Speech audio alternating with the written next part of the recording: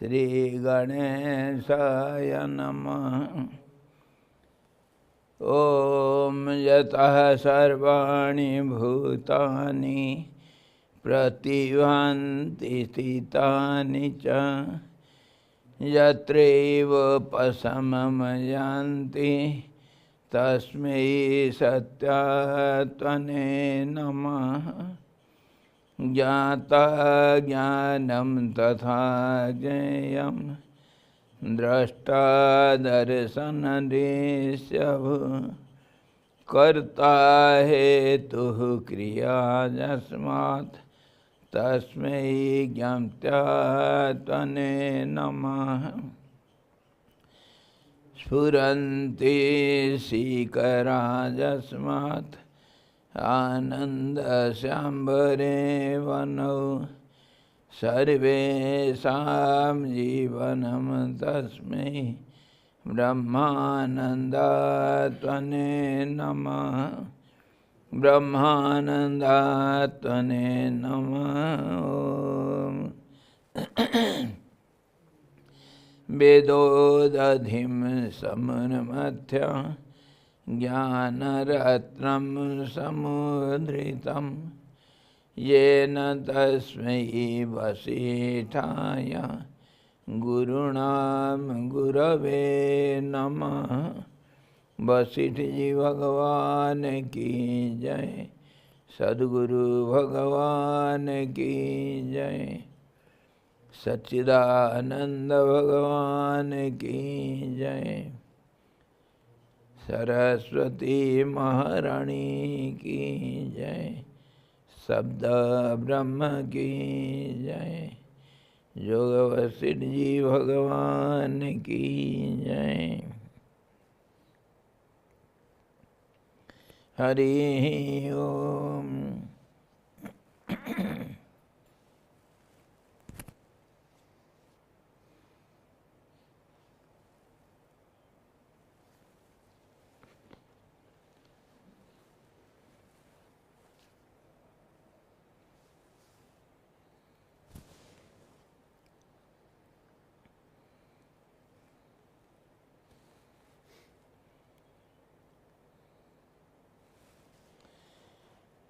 We are discussing Nirvana Prakaran, Purvardha of first half of Yoga Vasishtha and 69th chapter.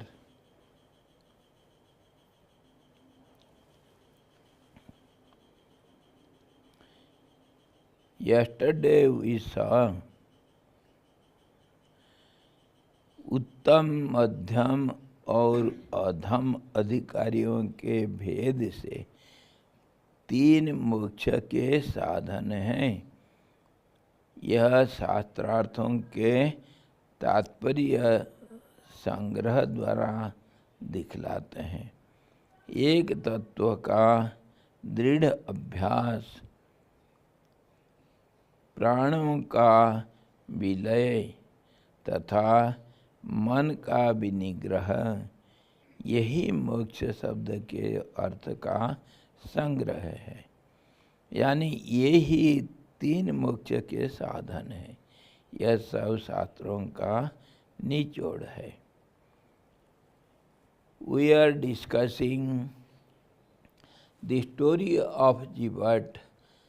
In the end of the story, all the points, crucial points we were discussing. In that we came to see how a realized soul behaves. And we also see the same thing in Gita, Bhagavad Gita, 2nd chapter. So, in that discussion, we, according to some questions of Ramji, the student, Vasishtha was explaining him. Now, he was telling, as per yesterday's discussion, There are three ways to attain the highest goal. That means self-realization. So they are according to three classes of students. Some students are very clever, very intelligent students, high-class students, qualified. They can understand the essential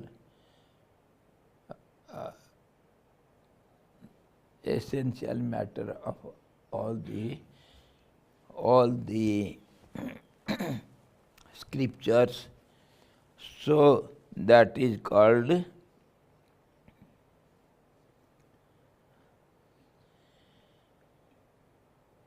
strong habit of meditating on the goal itself. Goal is our end of our effort, and in this effort in the path of knowledge, it is not a path, but it is just a way of understanding the goal is already attained, but we have forgotten it. So when you remember the goal, it revives again. Our forgetfulness is not there. By remembering the goal continuously, strongly being established in it. So, the high class students can do it. They don't divert from meditation because they have the qualities of desirelessness, egolessness, no contact with the sense objects, and also the discriminative power. So naturally, no worldly matters or the sense objects can divert him from the meditation on goal. Means that is the truth. You are the truth itself, but you have forgotten it. For a period, because you find you are the body or the senses or the fourfold mind or the prana, the vital energy. So in this way, when we think of all these, we don't think of the target, the truth. So it is called forgetting. Because everything is done by the mind only, and mind can do one thing at a time. But it does all actions so swiftly, we think it does so many things. But really, analytically, when we see it, everybody or every being, and that means the mind, can do only one thing at a time. So because it contacts itself with the sense objects through the senses, eating, drinking, or sleeping, or fearing, or all other worldly transactions, he goes on doing so swiftly, he forgets the reality, who is he. That is called ignorance, that is called forgetfulness. That is, in other words, according to our philosophical terms, we say Maya, Mula Prakriti, the nature, so many words they use. That is nothing but forgetfulness, and that is because of our being engaged in other affairs. The senses, mind, they are always engaged in doing something which is not the truth. This is how a best qualified student, when he understands all these, naturally by previous practices, he has already achieved the egolessness or the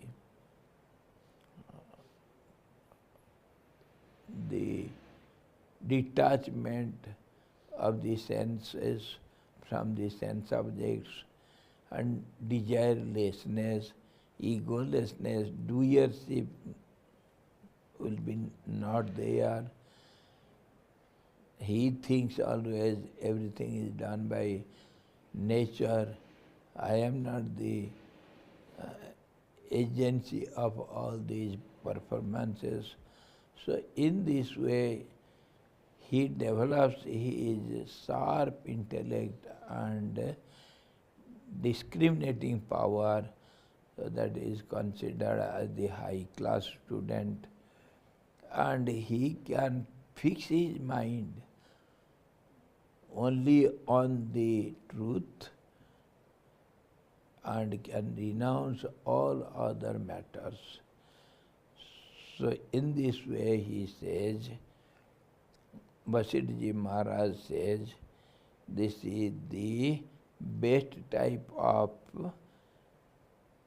path, best type of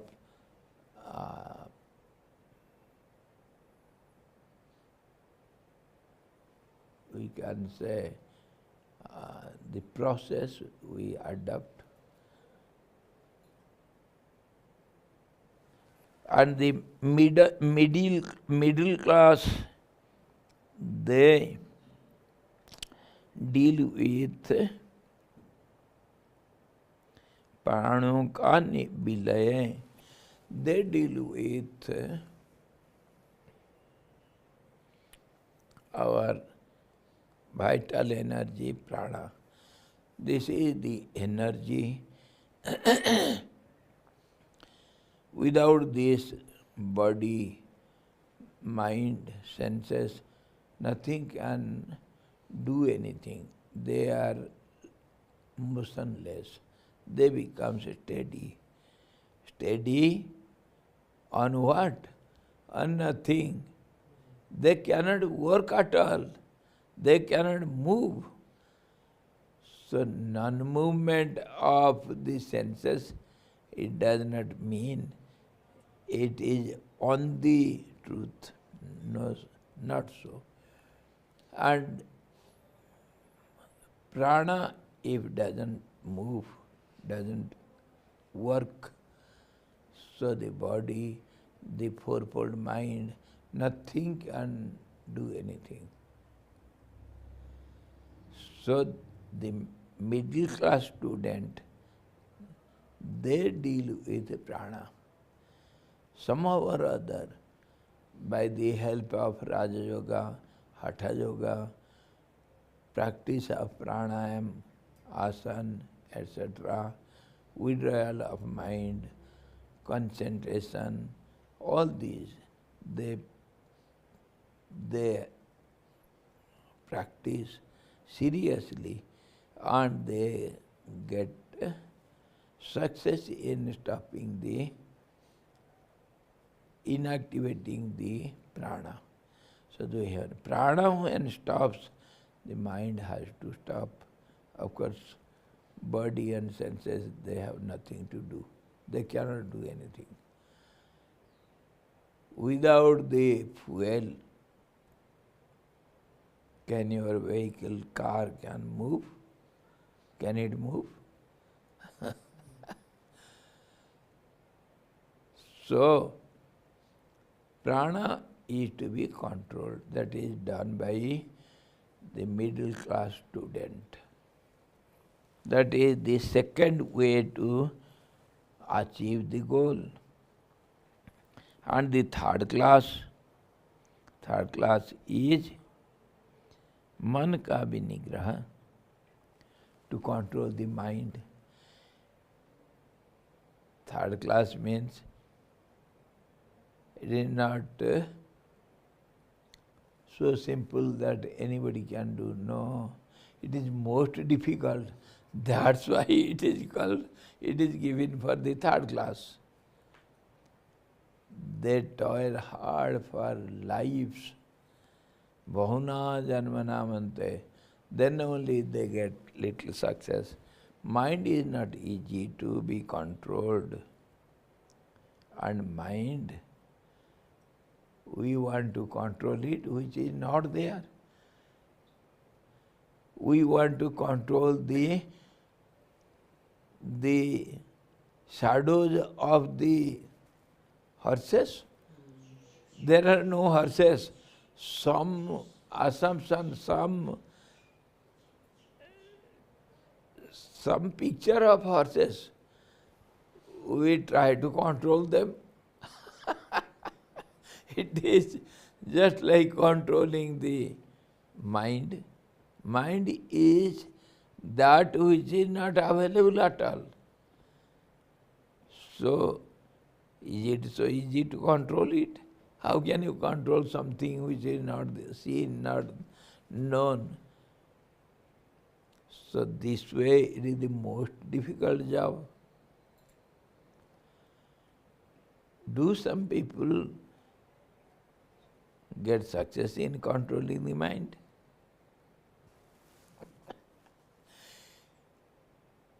Is the mind controllable and it is controlled by someone? Have you heard ever? No? You are lying.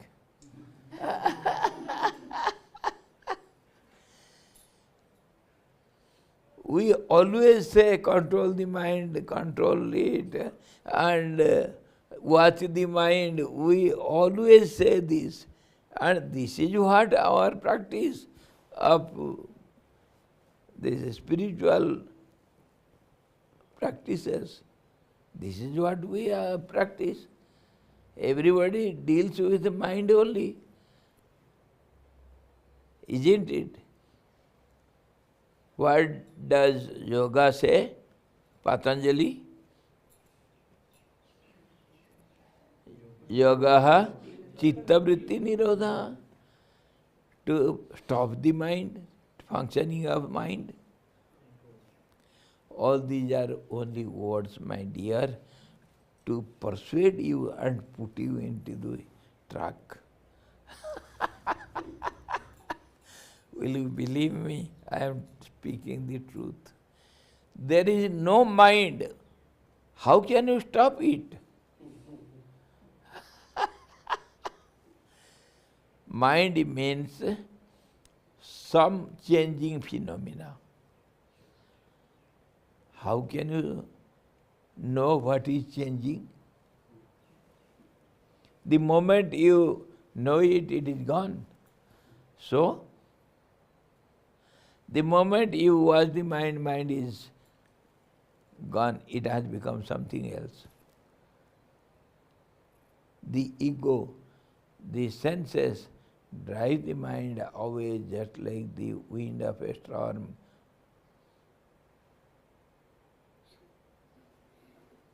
Floating away all the dry leaves or dust in the air, in the sky, helplessly. So Swamiji, when you say that the mind is something that is changing and the entire universe actually is in a state of change, that is how you say that the entire mind... Yes, mind is your world. Mind is your identity. Mind is your prana. Mind is all functioning system. Everything is mind. Without mind, there is nothing. Without mind, your identity is not there. Can you prove without your mind you are something? Without the mind. So whatever is going on, it is only play of mind. And mind also is called the creative power, the destructive power, the protecting power, everything. Power is mind, mind is power. Power is mind, prana is mind, mind is prana. We don't understand it. We have cultivated a strong habit to tell all these differently. We have a body, we have some senses, we have some prana, energy, and we have some mind, intellect, and some ego also, and some subconscious mind also. All these we have been habituated to take differently, understand. We understand differently. We are so capable of understanding, isn't it? You have so deep understanding. You understand what is not there.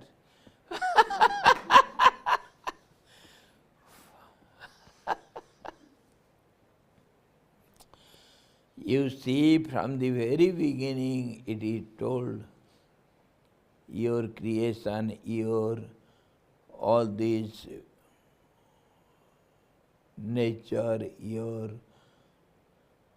identity, all these beings, or the five seeds of the body, or five elements, or your five tanmatras, the units, Sabda, Sparsa, Rupa, Rasa, Gandha, all these, they are just imagined by the first imagination. One imagination was there, it was not there, and it was seen as something in somewhere and by someone. Nobody knows all this.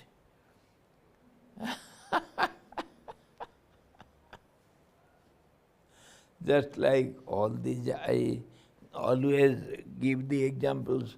The blueness of the sky, I took some color from the sky and painted my picture. First I painted the background of the picture with that color brought from the sky, because sky looks so deep blue. Isn't it? You believe it? I needed something to dig my flower plants, to remove the weeds. I had nothing. I brought some horns of rabbits, and I was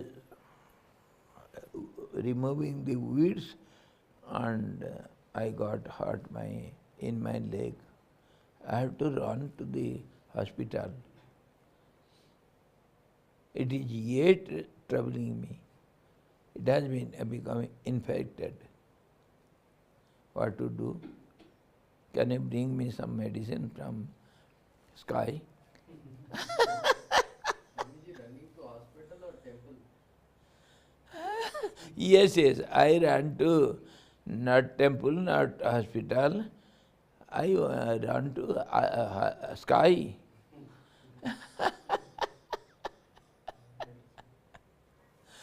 This is how this whole world is assumed or thought over to be something by somebody, and in some way, in some place, in some time. There is no time, there is no space, neither you nor I are there.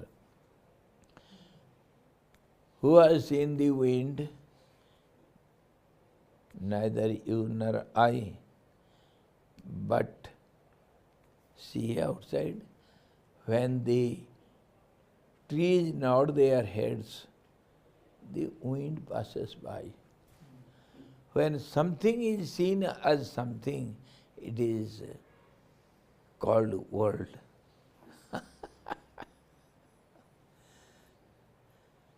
Mind also is called as a ghost, betal. Mind is just like the blueness of the sky, the horns of a rabbit, water in a mirage, deserts, and some bird in the sky who lives eternally in sky only, nobody has seen it. And it is like the three princes of the king who had no queen, and those three boys, one had no head, one had no legs, one had no belly, and who had no legs, he used to run here and there. He never sat in the home. And who had no belly, he used to eat and eat, never his belly was filled. He was ever hungry. And the prince without the head, he didn't go anywhere, he sat idly and went on thinking, till now he is thinking. Have you not seen those boys? No? What are the name of those princes? I forgot. You know it perhaps.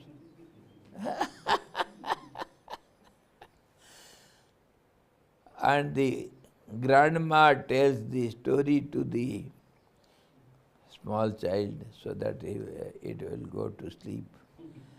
Or else it is shouting and doing some mischief. This is how the grandma tells the story. All these are meaningless, endless stories of the world. Meaningless and endless story. It goes on eternally. This is called the world, mind, time, space, your prana and your identity, your ego, everything.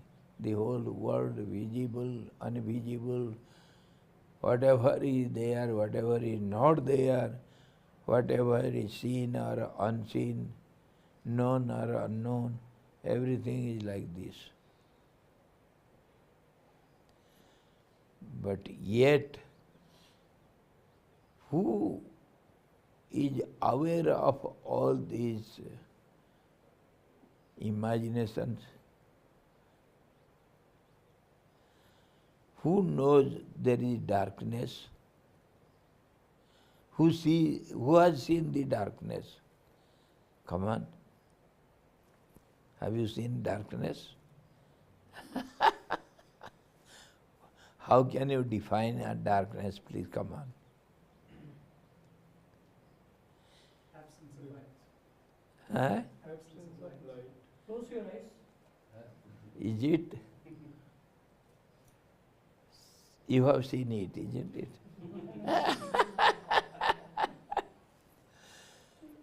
So who has seen the absence? This is how it is being told you. repeatedly, continuously, emphatically, every now and then, from the very beginning till now, it has been repeated again and again. All this it is imagined in the beginning. And now we think it has become truth.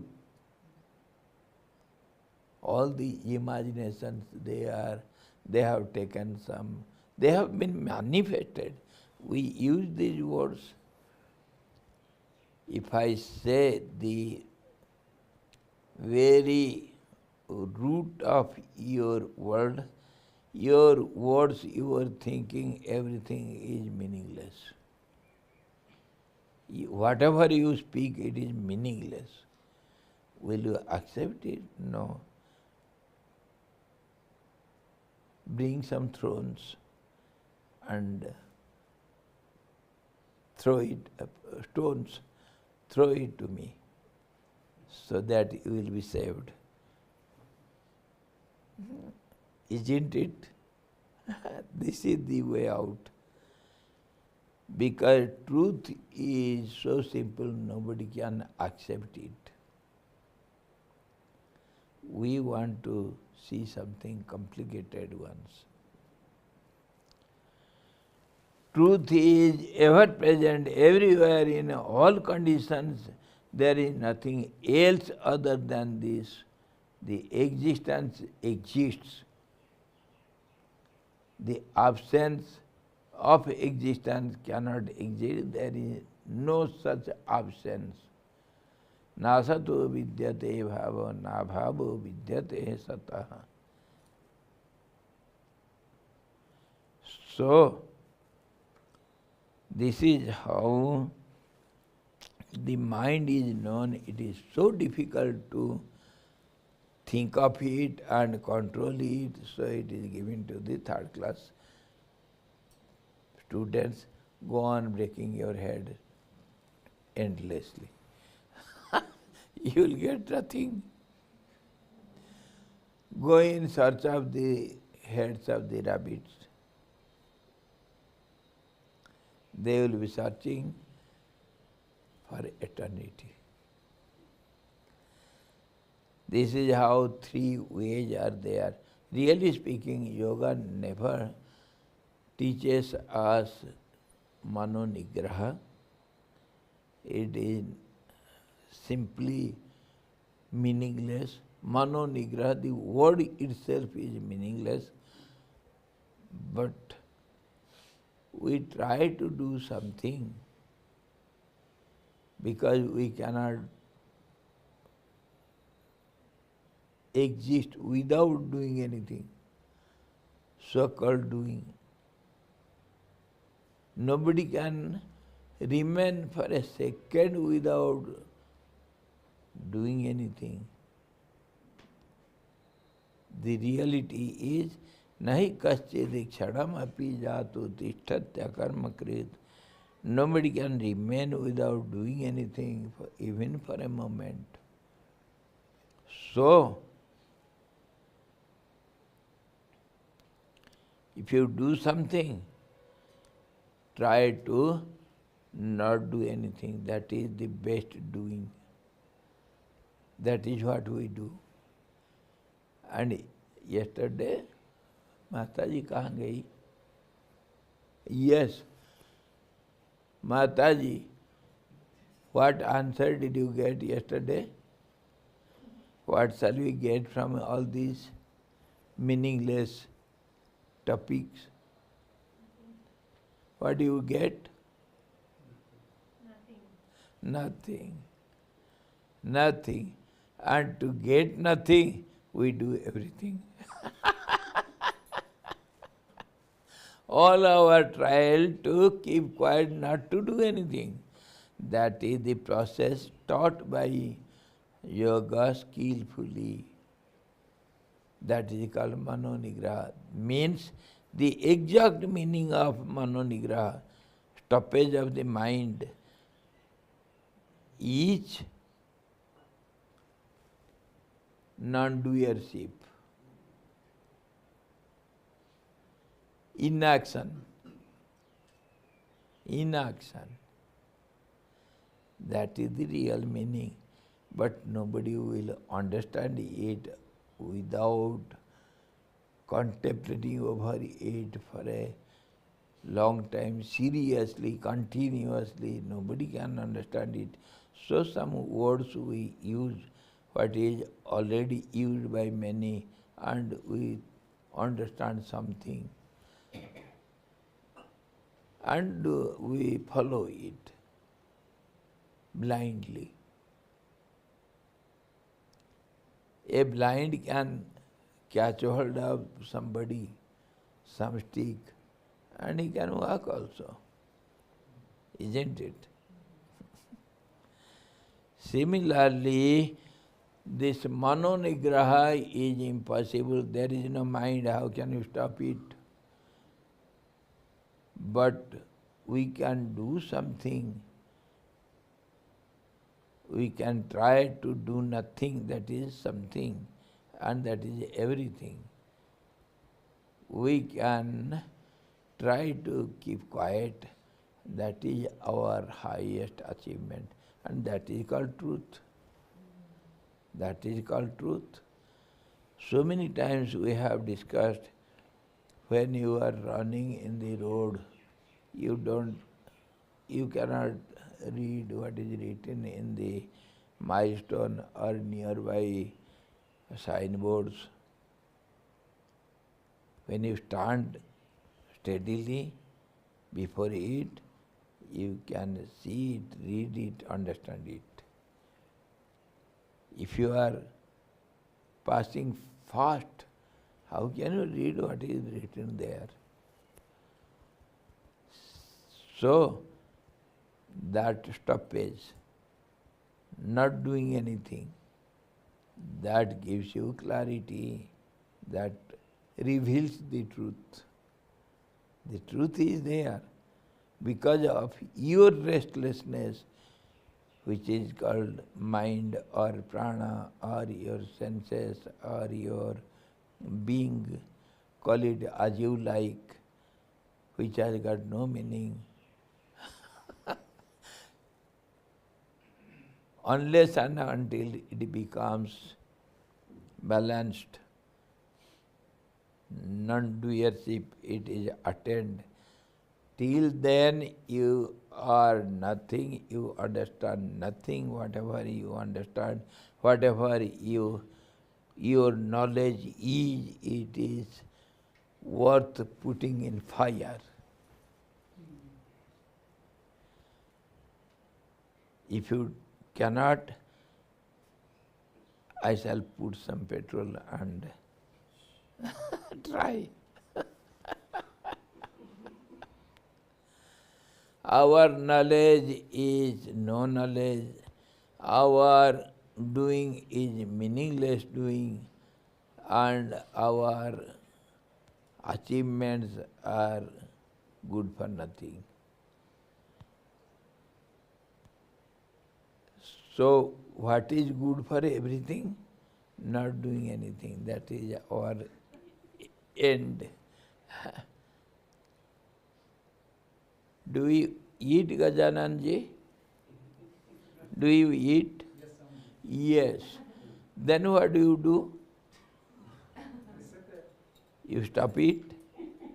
Or go on eating? Now are you eating? Did you take breakfast in the morning? Yes, sir. Did you stop it or you are yet eating? Stop. So why did you stop it?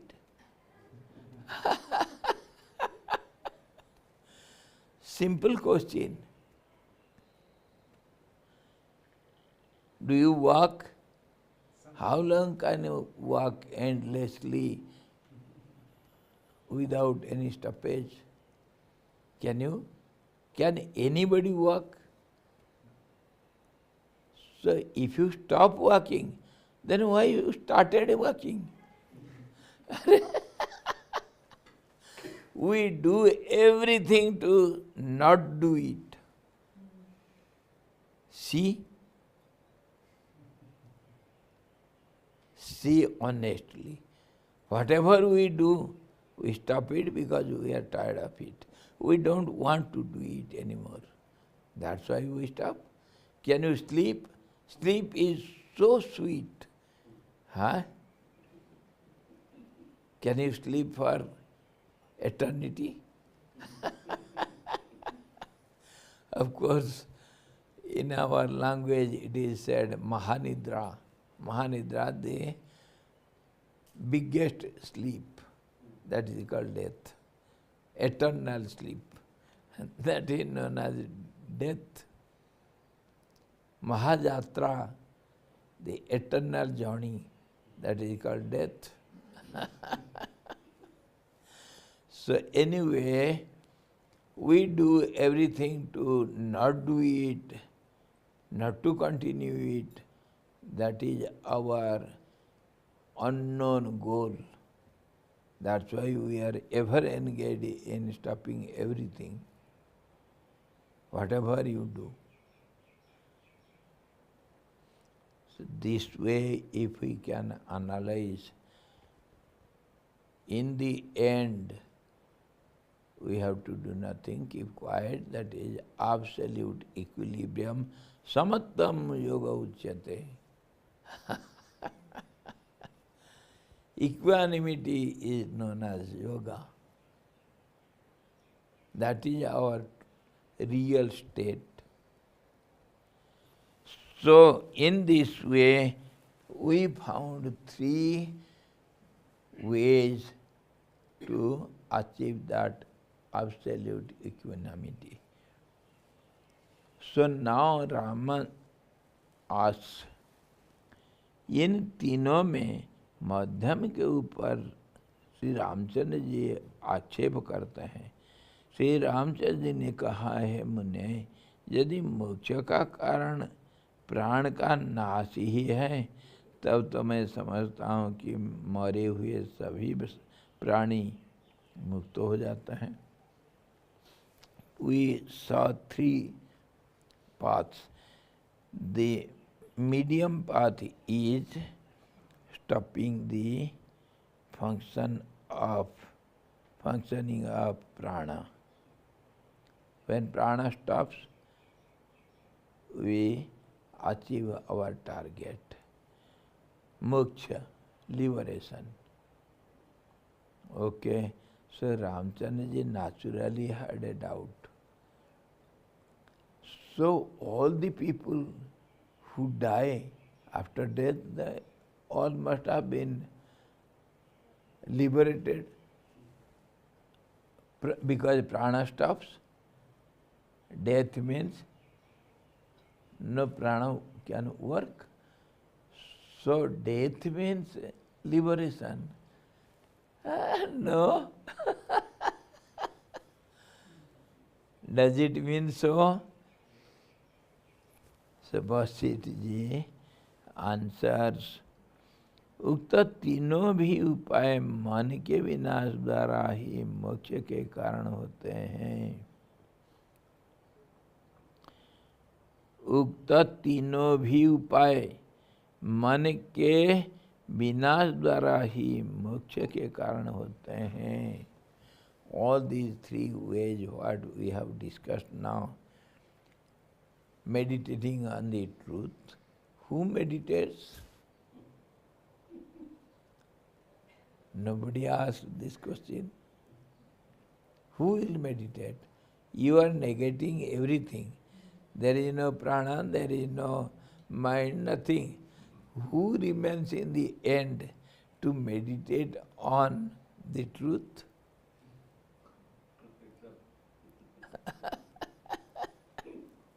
Who is there to meditate?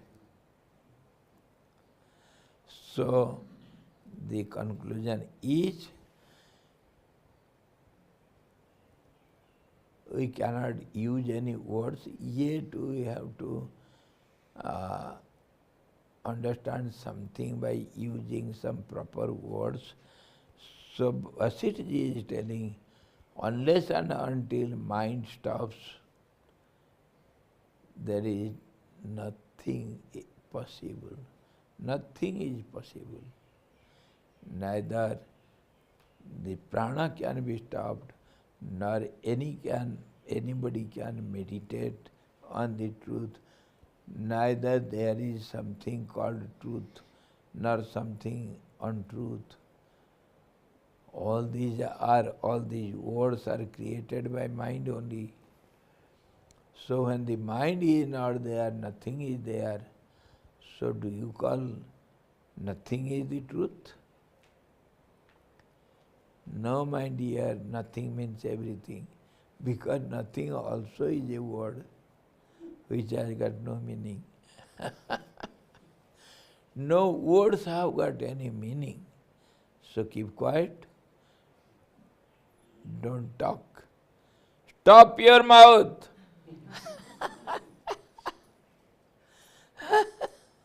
Don't make noise, my dear children.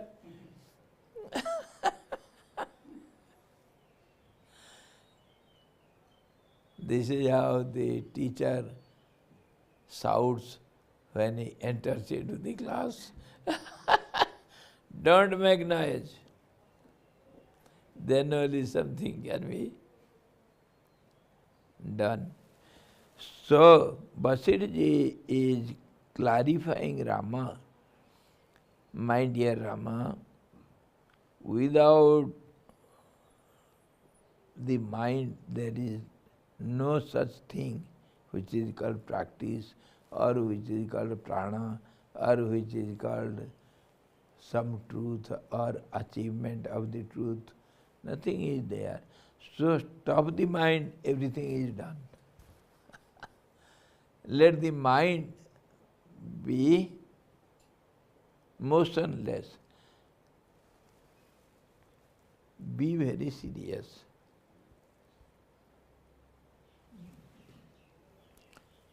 Mind means motion, mind means action and movements, isn't it? Till now, what we understood. So if there is no motion, there is no mind, what remains? What remains? What can be there in the end? When nothing is there, what can be there in the end? Nothing means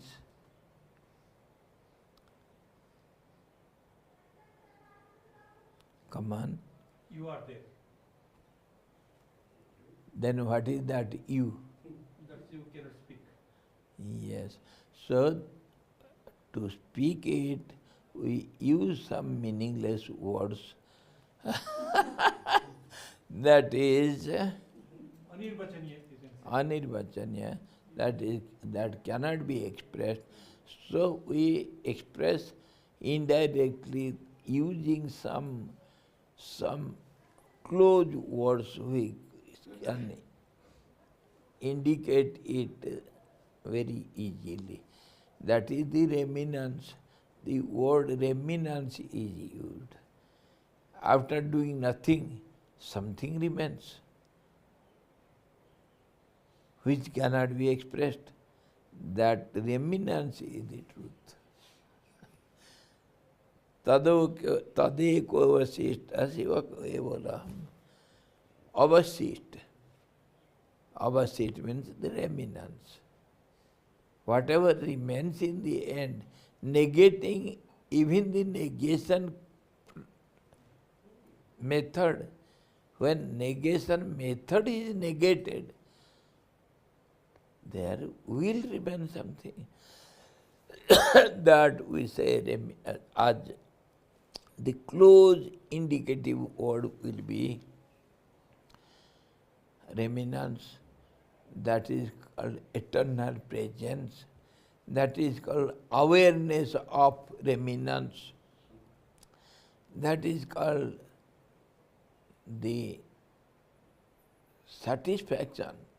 That is the contentment. Yes, something is there. That is I, so-called I. I had no meaning, but now I has some indirect meaning. I am satisfied. I am the eternal presence. presence cannot be denied. Somebody is there who experiences, something is there, some experience is there which cannot be expressed. This we can say. Some experience is there, some presence is there as remnants which cannot be expressed. This will be the highest method of expressing it.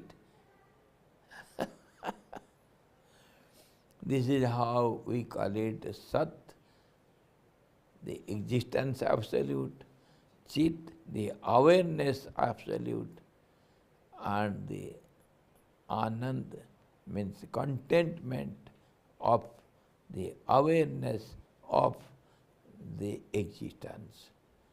Sat, Chit, Anand, one thing only, but in three ways. Satchidananda, that is the remnants, and that cannot be seen by our physical eyes or mind or anything, cannot be expressed, no words can reach it. So, it is called unexpressible, anirvachaniya. It is beyond words, beyond your so-called language, your knowledge, your everything. When everything is negated, this is the only way found by the great ones, and it is expressed in the Vedas, the authority. This is not, this is not, this is not, this is not, negating. So in the end, he keeps quiet. Silence is the presence. That can be the end, and that can be the absolute remnants. Silence. We know something about the meaning of silence. Something we know, take it for granted for some time. So in this way, Vasishtha Ji explains, clarifies Rama, that is the only way stopping your mind. When mind stops, there is no mind. So who will meditate, who will enter into samadhi? There is nothing. All the remnants is expressed in these words of the Rajayoga, Patanjali Maharaj, and others also. They use some words. Without that we cannot follow it. We cannot see the goal. So all these words, all these methods are indirect and always indicative. So we have to follow it to reach the remnants. Unless you walk over the path, how can you reach the target? So some children used to sing, standing at the foot, boys, gazing at the top, gazing at the sky. How can you get up, boys, if you never try? You have to do something not to do it again. This is what we do. So if all these we understand properly in our heart of hearts, then automatically we enter into the zone of silence. Mind should stop by itself without any trial. That is called proper understanding. Swamiji, I have a question. One only? We start. Will it, One question. if I answer it, will it end forever. Okay, come on. Is it possible to see the truth or be in silence through your whole day for a person who has to work and has to use his mind for work or for interact with others? Is it possible to experience the truth at all times for that kind of person? I will answer it by another question. Is it not is it not possible to exit yourself? Is it not possible for yourself to be?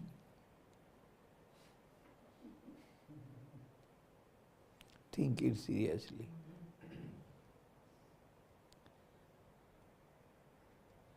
Can you be? Are you being? I'm trying. You are trying. Not yet you have been. Then what are you?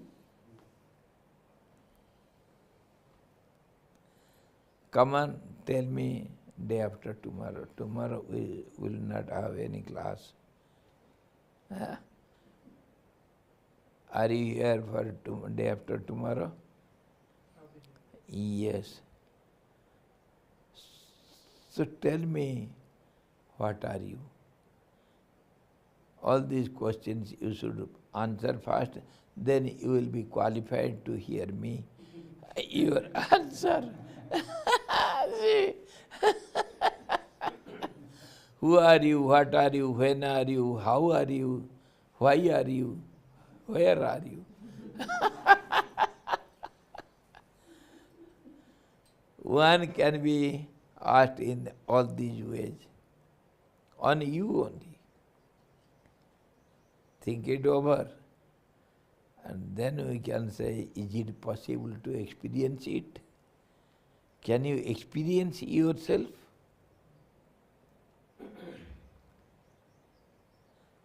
Who is putting this question? Who is eager to hear the answer? Who is there?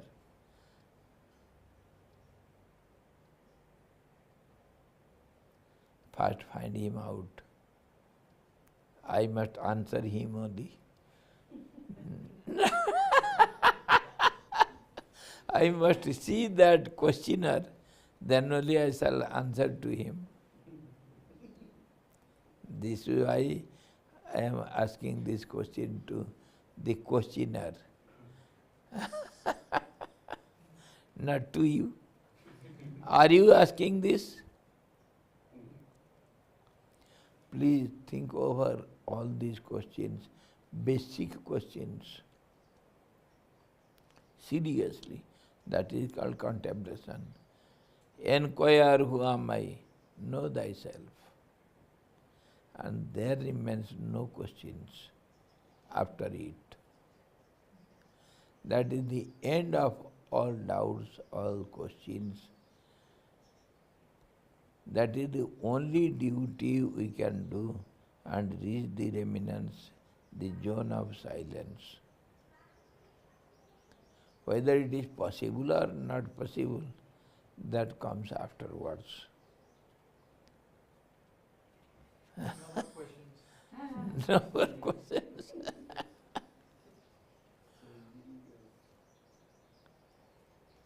These are the way to keep quiet, not to do anything, not to get anything. We are striving so hard, day and night, we are engaged in getting something, then nothing to get. You have to lose everything. Nothing to get, but to lose everything. Our Surajit ji is not there. We have a friend. He came all of a sudden he didn't know this place. He had developed some interest in hearing Yoga Vasid. He stayed here for continuous 4 years and he didn't miss a single class. He was a sincere sadhak. He is here and he tried to do something.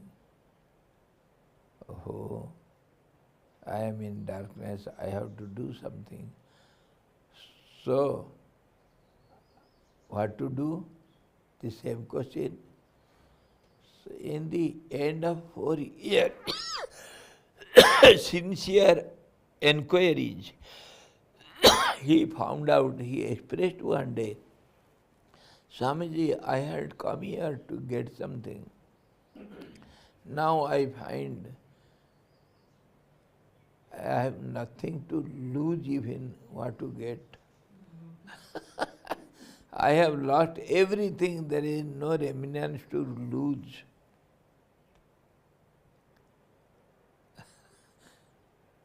What to speak of getting something? I had a great hope to get something. Now I have nothing remained to lose even. What can I do? That is a kind of highest experience. You are asking of getting something, I am asking of losing unnecessary things. What necessary thing you have not to lose? Come on. Are these the basic questions? Always you lose so many things. You have lost your time now. You have lost your energy. You have lost so many things. Every moment we are losing something. By speaking, by hearing, by seeing, we are losing our energy. Every moment. Have you anything valuable not to lose it? What is that? Please think seriously. This is how we have to contemplate. Don't think all these are only theories or some interesting stories. Everything is to be practiced. Practice means the day and night continuously mind should be there. Let the body, senses do anything it likes. Don't give importance to all these. Most importance to be given to mood, the continuous steady mood. Have you seen some jokers? They take some part in a circus, in some other places. They entertain the audience. Have you seen them? Chaplin?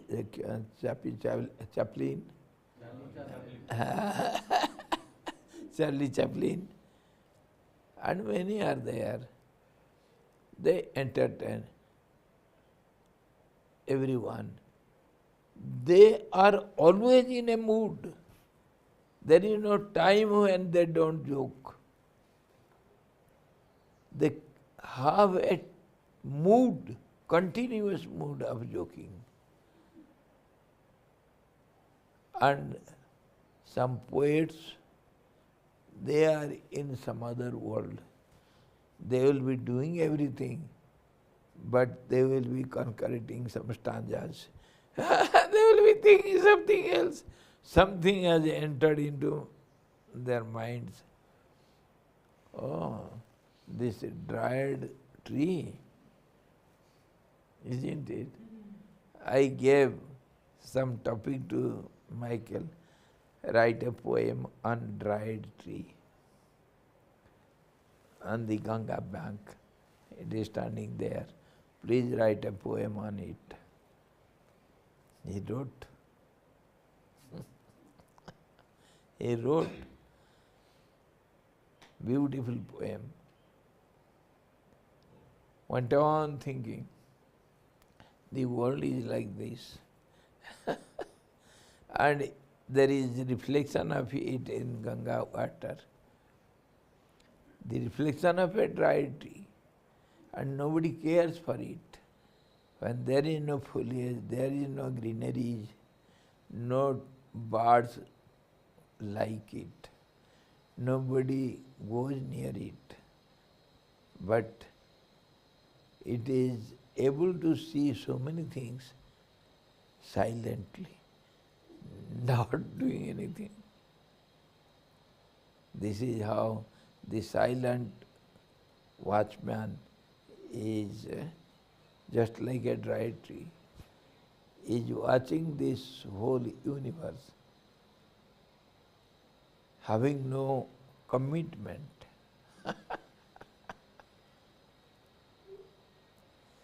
How much he entered deep into the root of that dry tree.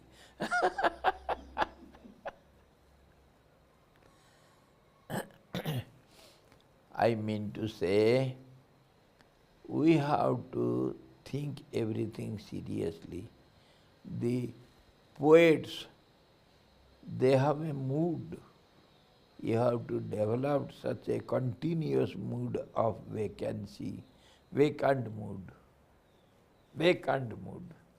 Nothing should enter there.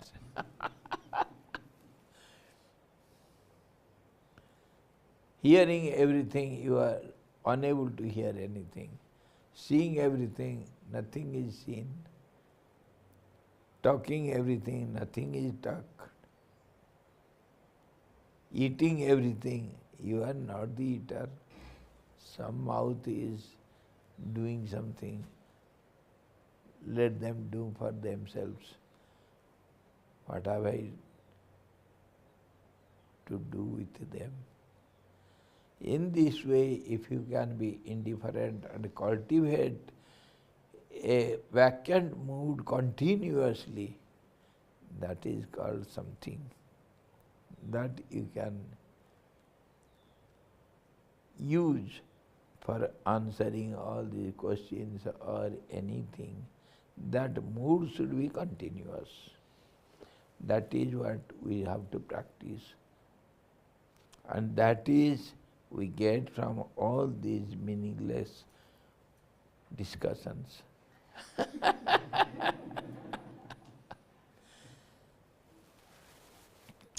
So Basidji is explaining now, उक्त तीनों भी उपाय मन के विनाश द्वारा ही मोक्ष के कारण होते हैं. All these three ways are only directed to stop the mind. Whatever you do, if mind is working, you are doing it. If mind is not there, you are not doing anything. So all these three ways are directed or ended at the no mindhood, stoppage of the mind. Without that, nothing can be done.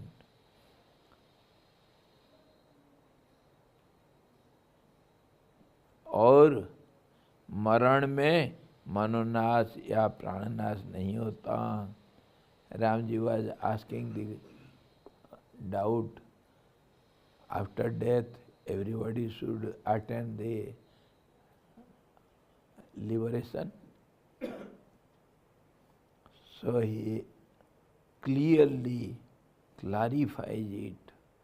No, no, by your so-called death, neither prana dies, nor the mind. So this is what we had the topic to think today. Seed is not born yet. Pardon? Seed is not born yet. Yes, but the potency is there.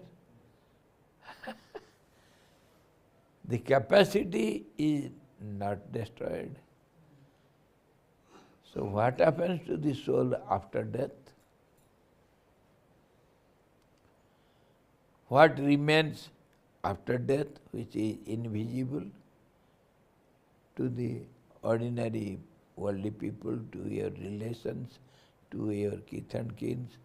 Why do they weep? What for? Really speaking, analytically, all these great seers have seen and experienced it, the all-knowers, who are the knowers of the time, space and causations and all these subtle worlds, they do everything in subtle ways and also in gross ways. So they say, of course, some people die for some time and come down to body after that, some mistaken death. Have you heard it? False death. Sometimes it happens. There was some old lady in nearby village. She was about, say, 75 or nearing 80, and all of a sudden he falls sick, she falls sick, and one day evening she died. And when the people, it was not evening, afternoon, so her family members said, oh, the old lady has gone, so let us take her body to the crimson ground and finish it today, or else for tomorrow it will be delayed. Body will decompose, it will start smelling. Come on. People started to carry the body to the crimson ground, and the body was kept on the, what do you call, coffin? Coffin, what? Casket. Not fire, Casket. to carry. Casket. Casket. Yes. So, she was being carried to the crimson ground, and they put it down and started arranging the woods and to put her on the fire. And all of a sudden, the old lady gets up. It is a true event, it is not a story. I have seen the old lady. If you believe me, I am speaking the event. It is not a story. So she got up, and all the persons were afraid. Bhoot, bhoot, ghost, ghost, ghost. She started shouting, no, no, don't be afraid of me. I am not the ghost. Believe me, I am not the ghost. I am the same old lady. By the name, she said, I am so and so. Don't be afraid of me. Then some people believed it. Slowly they came near. You were dead, and how you are alive now? Are, come, I shall tell you this story. The old lady starts the story of her journey to the death god within an hour.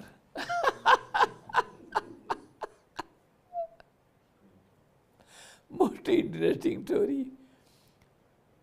She said, some Lakis, some ghosts came to me. I saw them, 4, 5 were there. And they tied me up all over the body. And they were dragging me. Me means the subtle body. The same, the shadow of this body, same size, same feeling. Feeling is same. I am. And she saw all this, and they were dragging her, and she was not willing, she was afraid, but they forcibly took her. And something she experienced for some time, very tedious, very dangerous path, full of darkness. She was all the time afraid of all this, afraid of this journey. And then all of a sudden there was luminous areas, and they reached a court just like our high court or judge court or our municipal court. They were sitting some gigantic blackish figure, but luminous, with aura. And some other were sitting there. One was the chief of it. They were talking. That chief minister, she was turning the pages. Some records are there, this fellow saw. And he was going through, and there's, what is the name of this lady? Yes, such and such. Oh, which village? Such village. Are fellows, what did he tell you? Not from that village, the same name, old lady, same age, in the other village is there. She is sick. Leave it. Go there. How could you do us all these wrong things? The minister shouted at these messengers. And then and there, they made her released. And in a twinkling of an eye, she enters her body.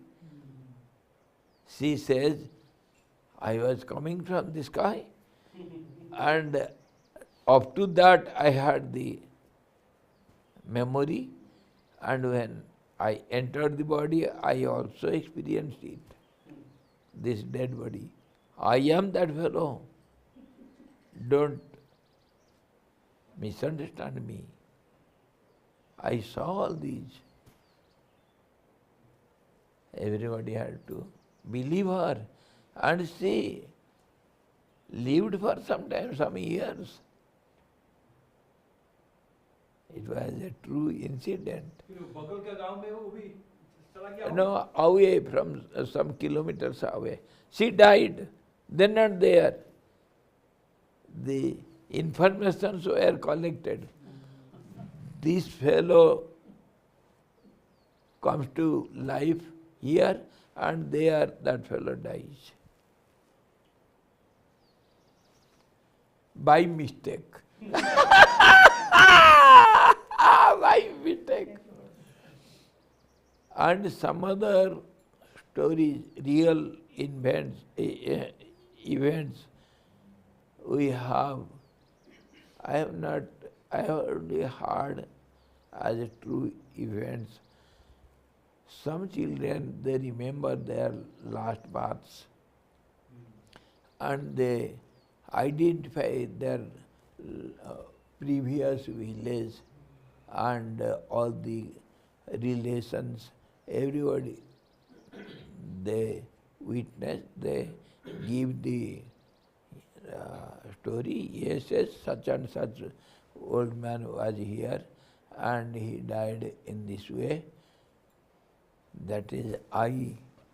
Shanti Devi. Huh? Shanti Devi. Shanti Devi. Shanti Devi. So all these stories gives us some information. We can believe half, at least, to have some support for our thinking.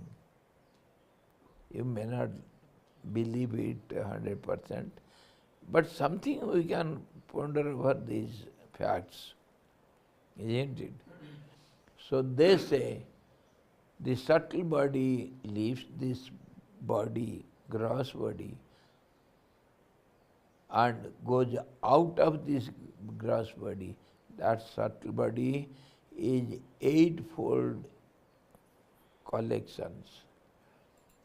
The five units of senses, Sabda, Sparsha, Rupa, Rasa, Gandha, that is your experience, gross experience.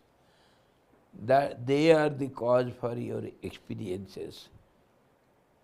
This is sweet. Who enjoys it? Who enjoys the sweetness? That is measured by the ras, the tongue, and that enjoys it. So all these five measures, tanmatras we say, they with the subtle prana and the ego, which is also the mind, subtle mind, yes. Store की चाबी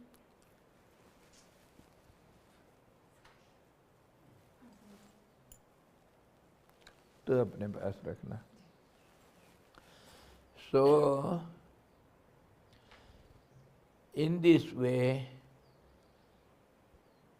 five units means five senses are there. Senses of knowledge in subtle form. And the ego means the subtle mind, fourfold mind. The subconscious mind will be there, the storehouse, the potency, and prana, the subtle prana.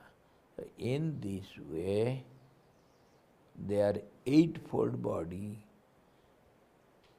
that body carries all the experiences, subtle experiences of whatever you have done in the past lives.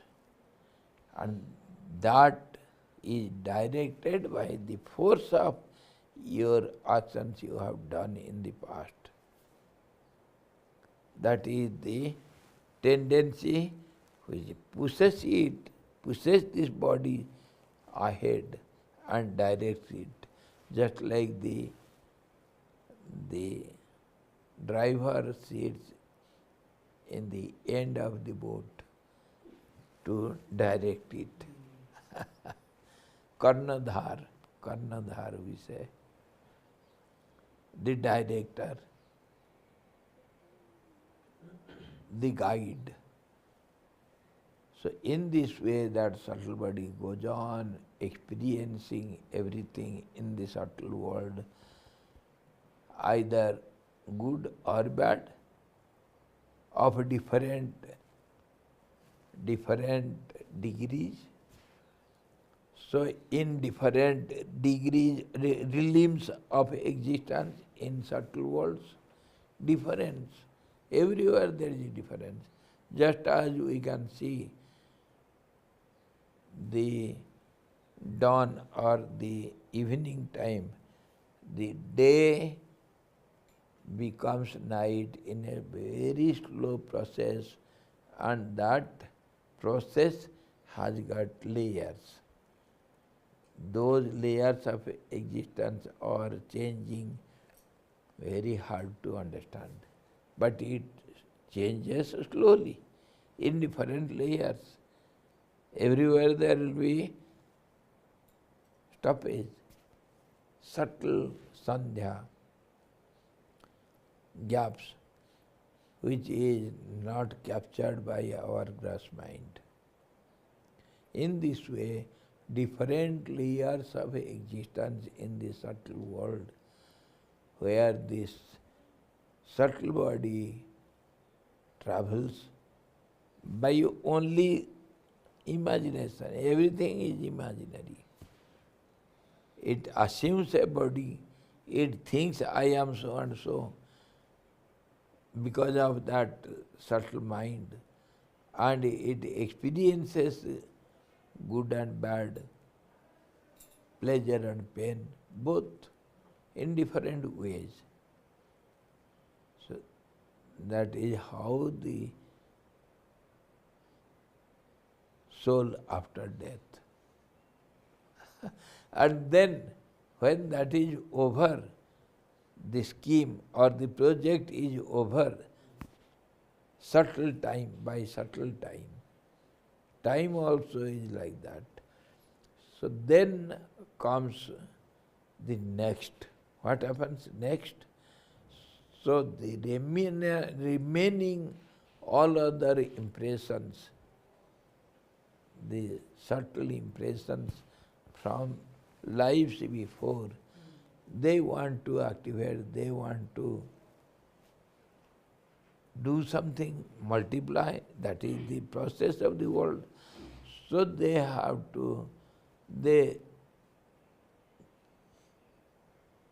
search for a gross instrument that is called body, according to the nature of those subtle impressions brought forth. A portion will be brought for further activities, and that's for other activities, further activities, some instrument, some vehicle must be needed. So that is called body. It may be human body or any other body according to the nature of the activity it has to do. So any kind of such body.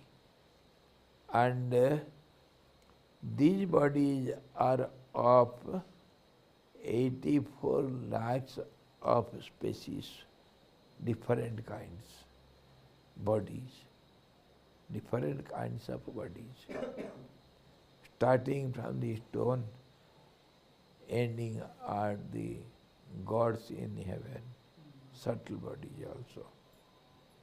They enjoy for pretty long time. In this way this world goes on, and the soul after death goes in a journey, subtle journey. So journey is eternal. After subtle, then becomes gross, then becomes subtle. It goes on in a cycle. Death and birth, birth and death. So the eternal cycle of world. And all these are based upon only the mind that is sometimes gross, sometimes very subtle. So subtle it cannot be expressed, but it is yet mind. So if it is stopped forever, somehow, by the skill of yoga, then the journey, eternal journey of the soul, or the evolution process of individual is ended there. Hardly it happens, rarely one among billions. Or else everybody is bound, as it were, to the cycle, to go on in the cycle. So this is how he says, our Basirji explains, tomorrow also he shall say further, tomorrow means day after tomorrow. प्राण नाश नहीं होता, the mind and the prana, they never get destroyed. They take the subtler part, form, and they get out of this gross body. What happens to the gross body? Gross body is a composition, and it gets decomposed. The particular items go to their sources. Just as we collect some clay and make a form of something, Ganesh, or some horse or some toy, something we make out of it. And what happens then? It has to break one day or another. Then what happens? The clay goes to the clay. The water goes to the water.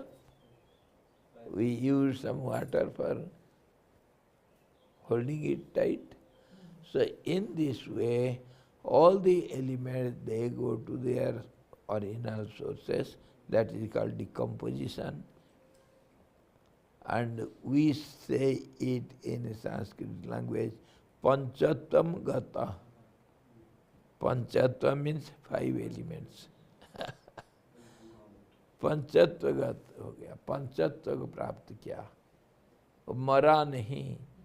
We say he has not been died, he is not dead, he has achieved his 5 elements. This is a little polished language, fine language. It is bad to say he is gone, he is dead. Brahmalin ho gaye. Brahmalin, this is sadhu's language. Brahmalin, he has merged in the eternity. We say so, but who knows it? Brahmalin ho gaya. Swargavas ho gaya. We also... He has gone to his heavenly abode. In this way we say, but really speaking, prana and mana, mind, they never die. किंतु वहाँ पर मूर्छा काल में विलीन सैंधव की तरह अविद्या में वासना रूप से उनकी स्थिति रहती है और उत्क्रमण काल में फिर उनका आविर्भाव हो जाता है. What happens at the juncture of the death, that we shall see tomorrow. Okay. It has to go through a state of coma. Forcible coma. Before death, one has to enter to that state of the being, mind, everything, prana also. Everything stops forcibly for some time. And at that time, the mind forgets everything of this so-called living world.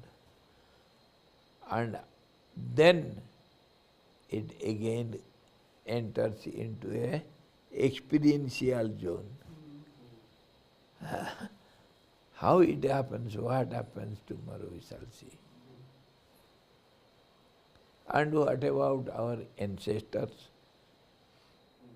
What should we do for the souls who have gone, who have no physical body? Where do they live? What do they do? Have we some duty for them? All these are there because in this relative world, we should see tomorrow. Ramji rightly asked, after death everybody should get realization of the truth.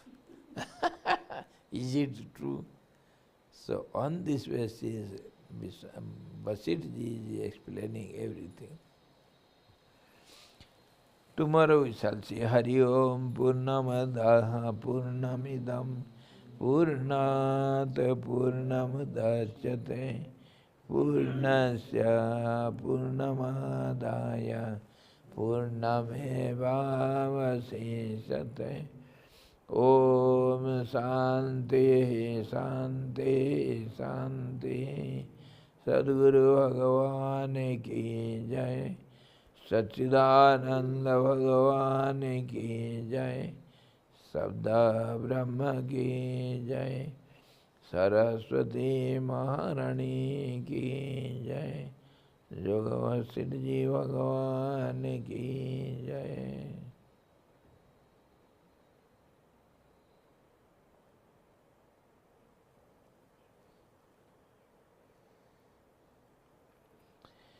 Hari Om.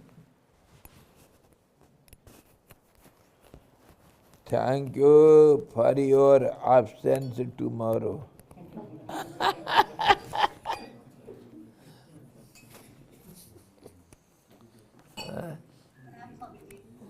Hari Om. Hari Om, Hari Om, Jai Gurudev. Sharma ji आप कुछ बोलेंगे